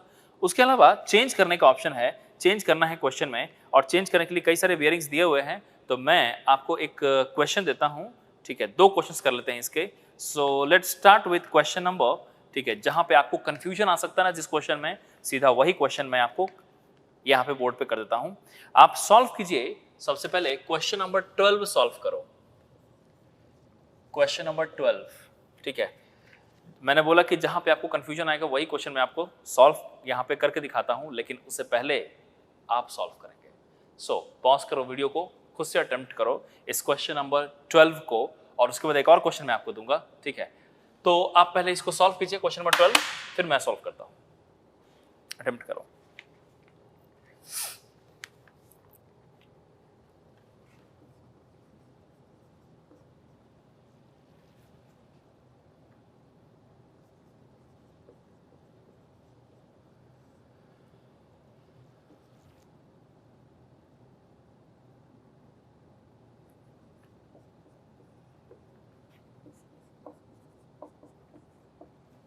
आई होप कि आपने अटेम्प्ट किया होगा क्वेश्चन, ठीक है। और अब मैं आपको इसको 2 तरीके से सॉल्व करके दिखाता हूँ। मैंने क्या बोला था कि डायग्राम से सॉल्व करो या फिर आप कन्वर्ट करके सॉल्व करो, मर्जी है आपकी, ठीक है। इस क्वेश्चन में मैग्नेटिक बेरिंग दिया हुआ है और वो QSB में दिया हुआ है, साथ में डेक्लेनेशन दिया हुआ है और पूछा गया है ट्रू। हम लोग निकाल लेंगे आसानी से, लेकिन जो आंसर रिपोर्ट करना है वो भी QSB में है, ठीक है। तो मैं सबसे पहले आपको इससे शो, मतलब कि बिना डायग्राम का, हालांकि इस क्वेश्चन के अंदर डायग्राम दे दिया है, इसकी ज़रूरत आपको नहीं है, डायग्राम की बिल्कुल ज़रूरत नहीं है, ठीक है। और आप में से कई सारे लोग डायग्राम देख के कन्फ्यूज भी हुए होंगे, ठीक है। तो मैं आपको पहले टेक्निक समझाता हूँ कि बिना डायग्राम का कैसे सॉल्व कर रहे हैं। देखो, मैं पूछूं मैग्नेटिक बेयरिंग है, ये कौन सा सिस्टम है भाई, तो आप बोलोगे क्वाड्रेंटल सिस्टम ऑफ बेयरिंग है। तो इसको कन्वर्ट करो WCB में, होल सर्कल बेयरिंग में। तो मैं इसको ऐसे दिखाऊंगा, मैग्नेटिक बेयरिंग है, सो कुछ ऐसा है, east west north south, I can right north south east west, और साउथ से ईस्टर्न की तरफ ये 30 डिग्री है, ये है लाइन जिसके लिए बेयरिंग आपने लिखा है, दिस इज लाइन AB, यही लिखा था ना, AB लाइन था ना, चेक करो, लाइन AB 30। तो ये कुछ ऐसा है बेयरिंग दिया हुआ, और ये जो मेरिडियन है, चूंकि आप मैग्नेटिक बेयरिंग लिख रहे हो, तो ये मेरिडियन कौन सी हो जाएगी, दिस इज मैग्नेटिक मेरिडियन। लेकिन उसी का WCB अगर मैं लिखूं, तो आप तो जानते हो ना कि WCB लिखने का तरीका क्या होता है। QSB में आप साउथ नॉर्थ कुछ भी रेफरेंस ले सकते हो, और उसमें आपको रेफरेंस एंड डायरेक्शन दोनों शो करना पड़ता है। लेकिन इसी बियरिंग को 30 डिग्री को अगर मैं WCB में लिखूं, तो मुझे सिर्फ नॉर्थ से इस लाइन का एंगल ये वाला चेक करना होता है। तो आप बताओ कितनी बनी, 180 degree minus 30, can I write it is 150 degree. So I can write this magnetic bearing in WCB, इसकी वैल्यू कितनी आ जाएगी, it is 180 degree minus 30 degree is equal to 150 degree. आप देख सकते हो मैग्नेटिक बेयरिंग कितनी आ गई, 150 डिग्री। अब चूंकि आपको मैग्नेटिक बेयरिंग मिल चुकी है 150, और साथ में डिक्लिनेशन मालूम है, साउथ वेस्टर्न कितना है 6 डिग्री, तो ट्रू बेयरिंग की वैल्यू कितना लिखेंगे हम लोग, this true bearing is equal to magnetic bearing, WCB में है ना, आप तो फार्मूला WCB में लगाते हो, तो ये हो जाएगी magnetic bearing minus western declination, यही तो पढ़ा था अभी आपने।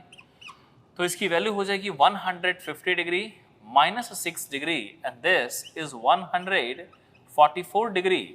अब आप बताओ कि ट्रू बेयरिंग अगर 144 है, तो इसी का QSB, ये तो हमारा WCB है ना, तो इसका QSB अगर मैं लिखूं, QSB कन्वर्ट करूं, तो ये कुछ इस तरीके से कन्वर्ट कर सकते हो ना QSB में कि 144 डिग्री समथिंग लाइक दिस, ये यहाँ से यहाँ 144 डिग्री।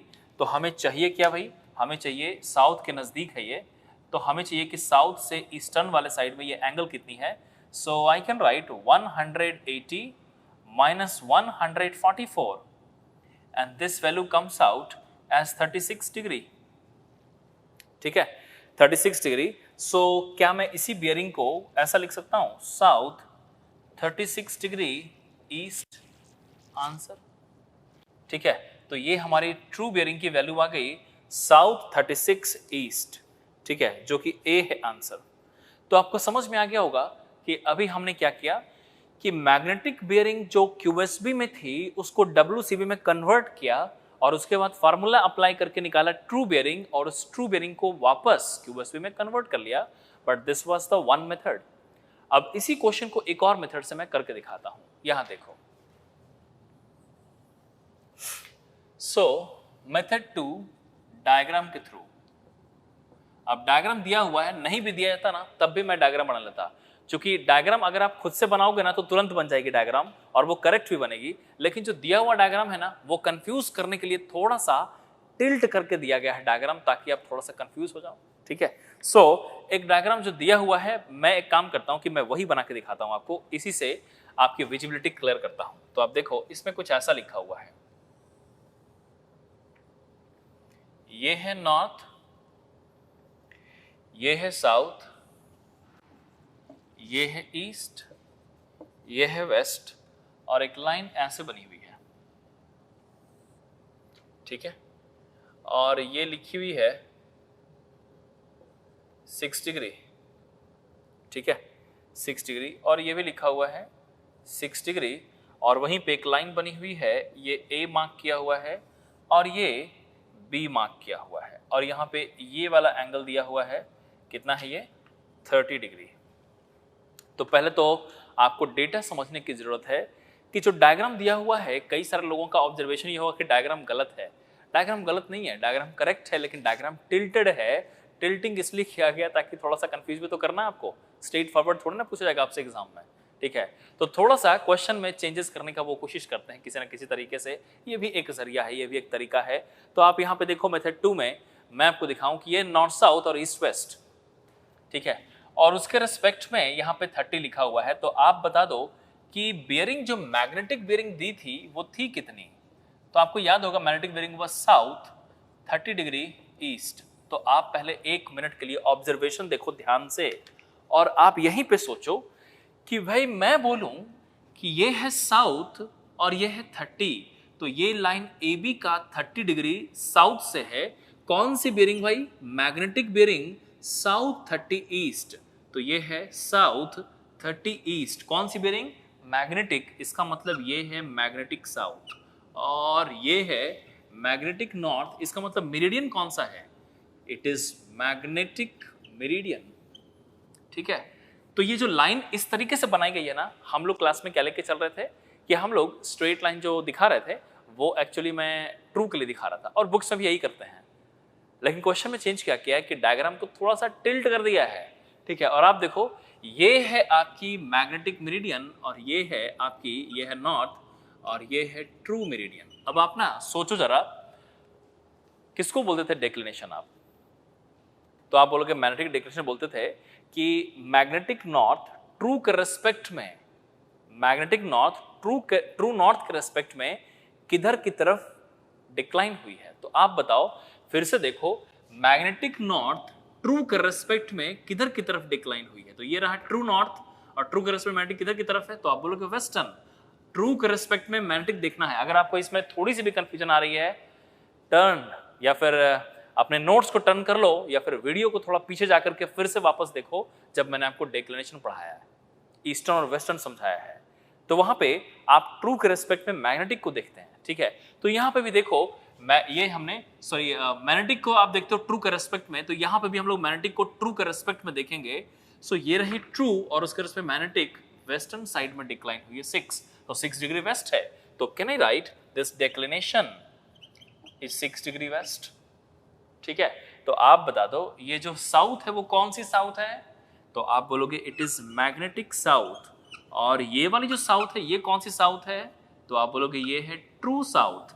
आप बता दो कौन सी बियरिंग मालूम है, तो आप बोलोगे हमें मालूम है मैग्नेटिक बियरिंग जो कि साउथ से ईस्टर्न की तरफ साउथ 30 डिग्री ईस्ट है। चाहिए क्या, ट्रू बियरिंग जो कि ट्रू साउथ से हमारी लाइन तक की बियरिंग टोटल ये वाली कितनी होगी, दिस। और आप बताओ कितनी होनी चाहिए, so this is 30 degree plus 6 degree, this is 36 degree, and in क्यूबस भी I can write south 36 degree east, it is south 36 degree east. आप देखो वही आंसर आ गई, ठीक है।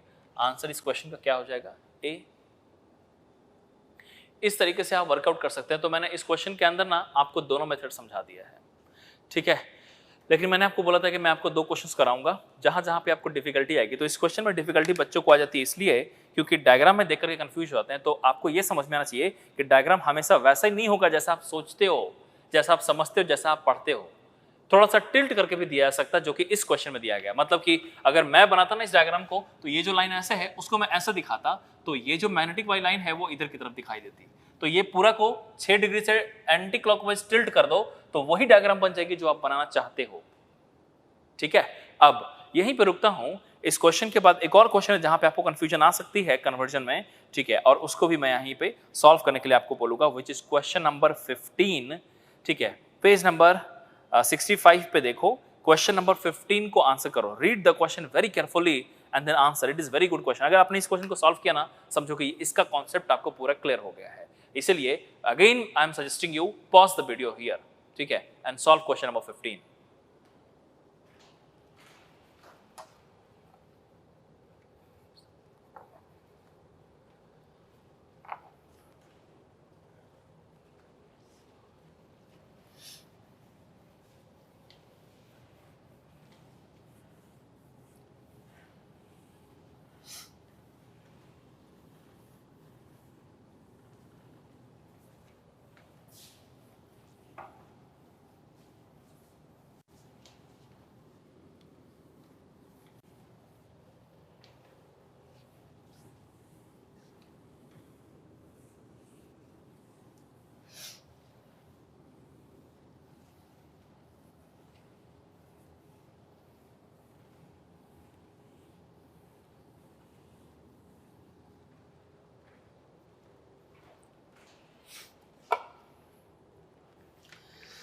देखो मैं सॉल्व करता हूं क्वेश्चन नंबर 15।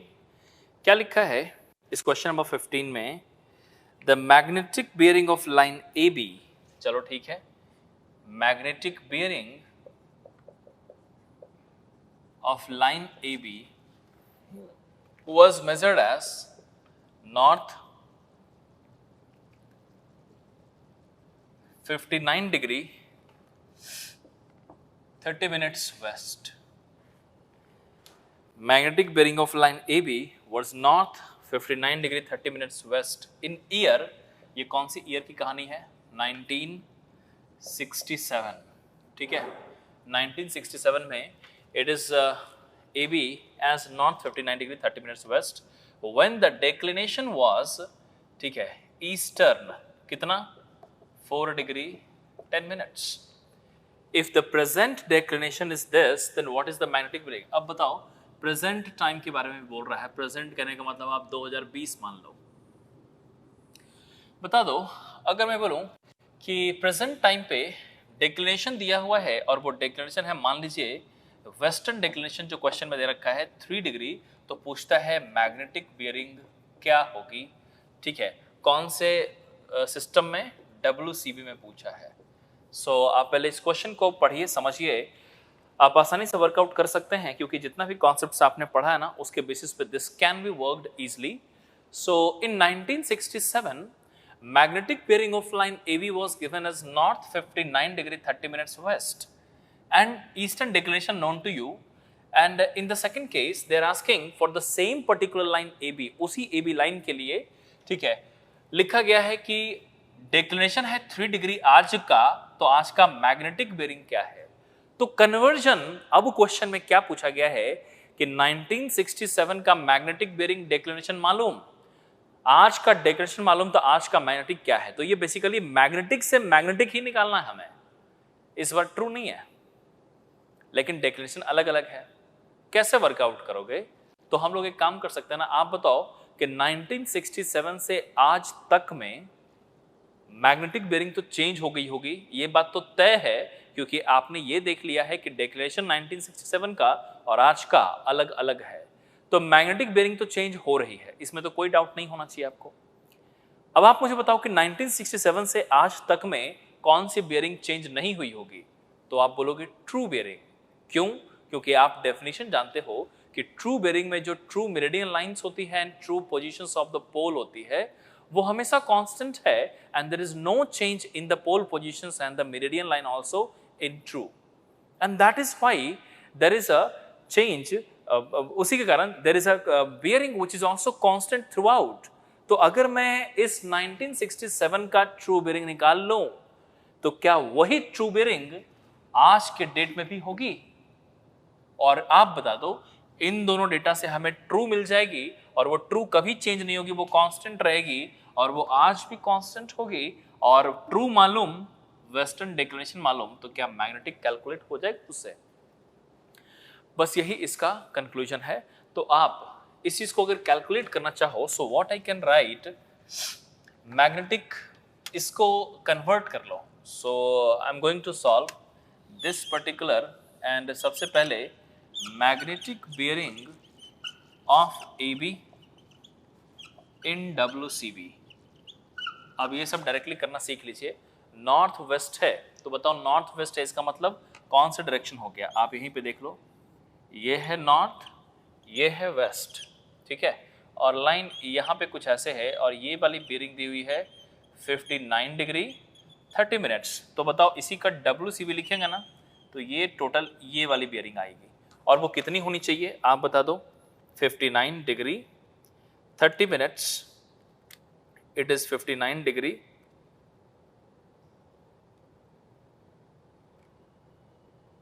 देखो 59 डिग्री 30 मिनट्स ये है, ठीक है। और मैं पूछूं कि ये वाली कितनी होगी, तो आप लिखोगे 360 degree minus this, and we are getting this value as 300 degree 30 minutes, है ना।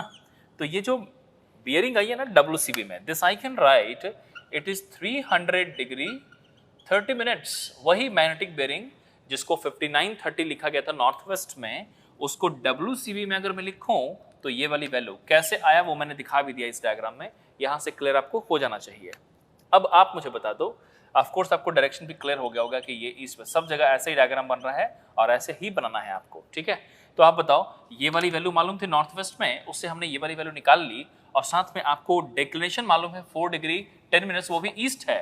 तो मैं यहीं पे रुक करके अगर मैं पूछूं कि what is the true bearing we have, so आप बताओ what should I write, can I write this as magnetic bearing, कौन सा डिक्लिनेशन ईस्टर्न है, तो मैं क्या करूंगा, plus eastern declination, and this is going to be 300 degree 30 minutes, and plus eastern is what, 4 degree 10 minutes, and this is going to be 304 degree 40 minutes।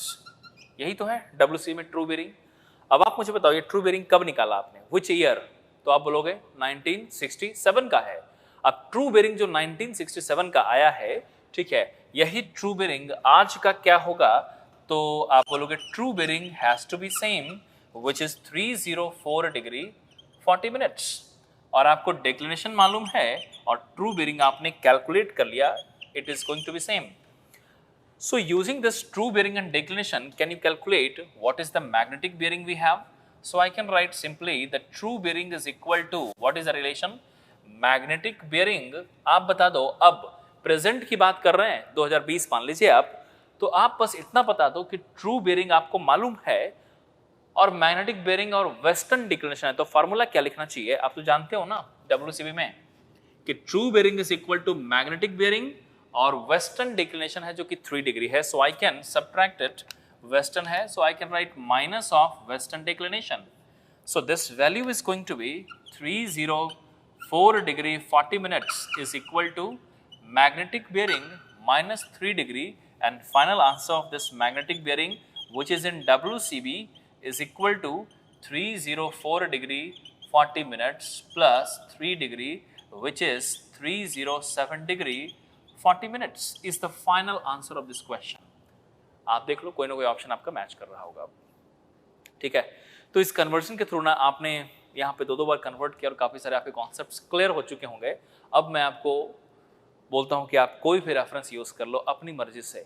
ठीक है, आप वर्कबुक तो यूज़ कीजिए ही, उसके अलावा previous year ES, previous year gate, कोई भी जिस भी स्टेट से आप बिलोंग करते हो स्टेट का प्रीवियस ईयर। ठीक है, उसके अलावा कोई भी book, for example PC Punmia या फिर एसके डुग्गल या फिर जो भी आपकी मर्जी है आप उसे यूज़ कीजिए। ठीक है, जितने भी क्वेश्चंस हैं उससे बने हुए आप सबको सॉल्व कर लो। ठीक है, आपको एक में भी डिफिकल्टी नहीं आएगी, you will be able to solve every question now. ठीक है, जहाँ जहाँ कन्वर्जन है बहुत आसानी से आप सॉल्व कर पाओगे। नाउ इस टॉपिक को यहीं पे मैं क्लोज करता हूँ and will meet in the next topic. अब यहीं पे अगले टॉपिक पे चलते हैं।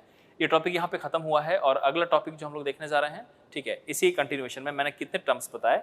सबसे पहले आपने देखा बियरिंग, फिर देखा आपने मेरिडियन, ठीक है, ट्रू और मैग्नेटिक, उसी में बियरिंग्स भी देखा, फिर देखा डेक्लिनेशन जो कि फिनिश हो गया यहाँ पे, और अब एक और टॉपिक है उसको बोलते हैं हम लोग, ठीक है, एंगल ऑफ डिप। अब वो क्या है angle of dip, will see that. ठीक है, सो पहले आप इसे लिख लीजिए, will now move to the next part.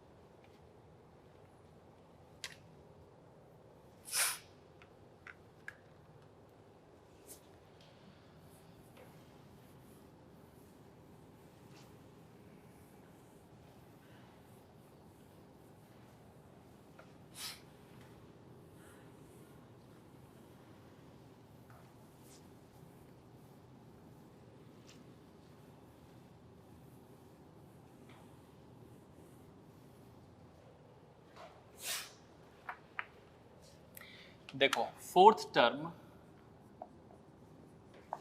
Is angle of dip. ठीक है, पहले तो आप ये समझो कि डिप यहाँ पे क्या रिप्रेजेंट करता है। डिप का मतलब समझिए short form of depression. Do you know depression angle is basically a vertical angle which is taken towards the downward side. आपका ये लाइन ऑफ साइट है, वहां से नीचे की तरफ देखोगे तो वो डिप्रेशन होता है, ऊपर की तरफ देखोगे तो वो एलिवेशन होती है ना। सो अभी आप बात कर रहे हो डिप्रेशन एंगल की। ठीक है, तो angle of dip is basically the vertical angle. ठीक है, अब ये वर्टिकल एंगल कहां से किसके लिए है, अब इस बात को समझिए आप एक एग्जांपल के थ्रू कि अर्थ सरफेस को आप मानिए हॉरिजॉन्टल और उसके रेस्पेक्ट में डिप्रेशन होती है मैग्नेटिक फ्लक्स लाइंस की। So you need to understand the magnetic flux lines has a depression with respect to the earth surface which you can consider as a horizontal for a small area. So horizontal के respect में whatever is the depression angle for magnetic flux line, that is known as the angle of dip. For example, if I ask you कि मान लीजिए ये अर्थ है, यहाँ पे ये अर्थ है और मैंने आपको यहाँ पे पोल दिखाया है। ठीक है, ये पोल दिखाया है। ठीक है, अब यहाँ पे पोल पे मैग्नेटिक फ्लक्स लाइंस, याद, अब ना कंफ्यूज मत होना कि ये ऐसा इंक्लाइंड था, सीधा कैसे हो गया, सीधा नहीं हुआ है, वैसा ही है।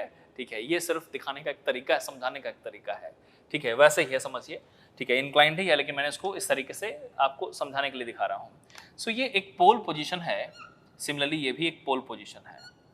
अगर मैं आपको ये बोलूँ ना कि मैग्नेटिक फ्लक्स लाइंस कैसी है, तो आप बताओ इस मैग्नेटिक पोल पे मैग्नेटिक फ्लक्स लाइंस वर्टिकल होती है ऐसे, यहाँ पे भी मैग्नेटिक फ्लक्स लाइंस वर्टिकल होती है और ये वर्टिकल धीरे धीरे धीरे धीरे एंगल चेंज करते करते कुछ ऐसे आकर के इसमें वर्टिकल में कनेक्ट हो जाती है, which is something like this. And you know that this one is what? It is magnetic flux.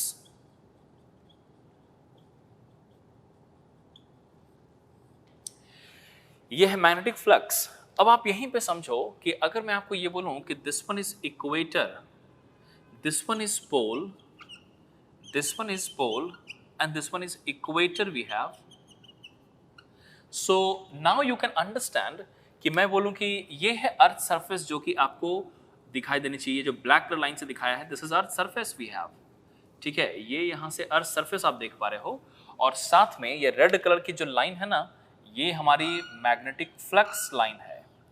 So are you able to see that angle made by the magnetic flux line and earth surface both are parallel here? At which position it is parallel? So you will answer at equator position it is parallel, and that is why can I say the magnetic flux line is making the zero angle with horizontal or earth surface. So magnetic flux line अर्थ के साथ 0 degree की angle बना रही है equator पे, तो ये 0 degree हमारी इक्वेटर पे डिप एंगल है जो कि 0 डिग्री है। और यही चीज अगर मैं बोलूं कि what is the angle made by the flux line with earth surface at pole, तो बोलोगे पोल पे तो ये परपेंडिकुलर है, तो यहाँ पे 90 है और यहाँ पे कितना है, आप बताओ इस थीटा की वैल्यू पोल पे कितनी है 90 और इस थीटा की वैल्यू इक्वेटर पे कितनी है 0। सो आप इस बात को ऐसे समझो ना, मैं ऐसा बोल सकता हूं कि vertical angle or the vertical angle made by the magnetic flux lines with respect to the earth surface is called as the angle of dip, ठीक है, and this dip angle is equal to 0 degree at equator and 90 degree at pole। वही 90 यहां पे देखो at pole है, ठीक है। अब आप मुझे बता दो ये यहां पे 0, ये यहां पे 90, और बताओ कि इक्वेटर से पोल के बीच में जो लोकेशंस हैं यहां पे जो एंगल होगी वो कितनी होगी, तो आप बताओ 0 से 90 एक थोड़े ना हो जाएगी, वो धीरे धीरे झुक रही होगी ना, कि यहाँ पे ऐसा है और ये थोड़ा सा इंक्लाइन होते होते होते होते होते तो फाइनली यहाँ पे this. So can I right with between this equator to pole the angle is in between 0 to 90, ठीक है। सो अब यहाँ पे मैं इसको डिफाइन करता हूं, this you can C vertical angle made by magnetic flux line with respect to earth surface is called angle of dip, ठीक है। so angle of dip is equal to 0 degree at pole, 90 degree at equator, या उल्टा लिख दिया, 0 degree at equator, 90 degree at pole and 0 to 90 degree at any other position।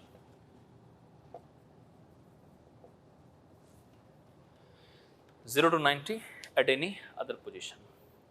So I hope कि आपको ये angle of dip समझ में आया होगा, ठीक है। तो आप पहले इसको लिख लीजिए, कंप्लीट कर लो इसको अपने नोट में।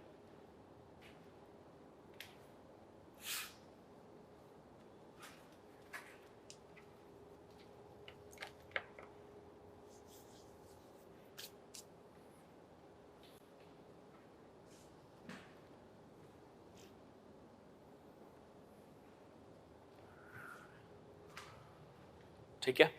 सो ये टर्मिनोलॉजी यहीं पे ख़त्म हो गई है, तो मैं क्लास को अब स्टॉप करने जा रहा हूँ। तो आज की क्लास बस यहीं तक, और अगली क्लास ना काफ़ी ज़्यादा इम्पॉर्टेंट है, उसको बहुत अच्छे से समझिएगा, क्योंकि इसमें ना फार्मूलाज नहीं है इस चैप्टर में, सिर्फ कॉन्सेप्ट है, और मैं जो डिस्कस कर रहा हूँ डायरेक्टली कॉन्सेप्ट टू कॉन्सेप्ट एक एक करके समझाता चला जा रहा हूँ।